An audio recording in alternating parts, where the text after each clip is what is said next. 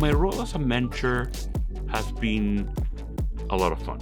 When we are dedicating so many hours of our time to learn about a specific topic, it's about having fun with the work that you're doing. The most inspiring thing is that observing students going above and beyond and get outside of their comfortable zone and try to create new things that never seen before. My independent research study is about psychological well-being and perceived employability in minority college students. So we're looking at African American and Hispanic adults.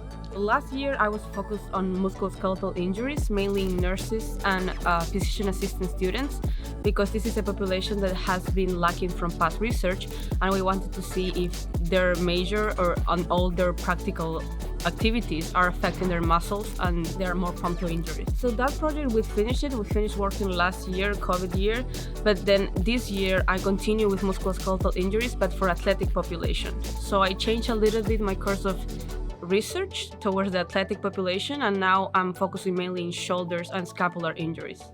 This process is about teaching critical thinking skills and to prepare a student to become a scientist.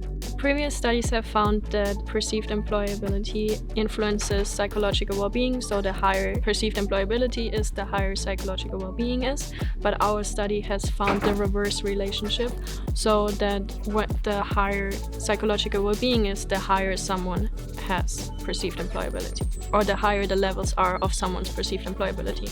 So that was the interesting finding of our study. We actually just identified that trunk mobility in athletes is positively correlated with their upper extremity functioning. So when we work with mainly male athletes here at Berry, that was the main discovery, how your trunk mobility and trunk rotation will affect your upper extremity overall health. Always we try to engage students in activities, research activities in particular, that they can actually prepare them to skills they can actually use in the industry.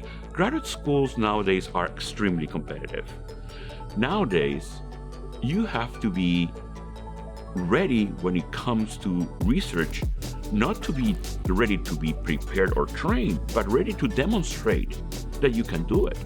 And the only way and the best way to demonstrate that you can be a scientist and yet you can be trained as a PhD is by providing an example of the work that you can do. And that's what we do when we actually go through the research sequence in the psychology department. Right now I'm applying for master's and PhD programs, so I do want to do more research, and there's a lot of things that I learned about being patient, about being getting all the previous study together and drawing conclusions from them and then making your own study out of it. For me, it's really good to have publications and to do these studies because of my doctorate route. I want to go to PhD school, so all this background experience on researching is great for me.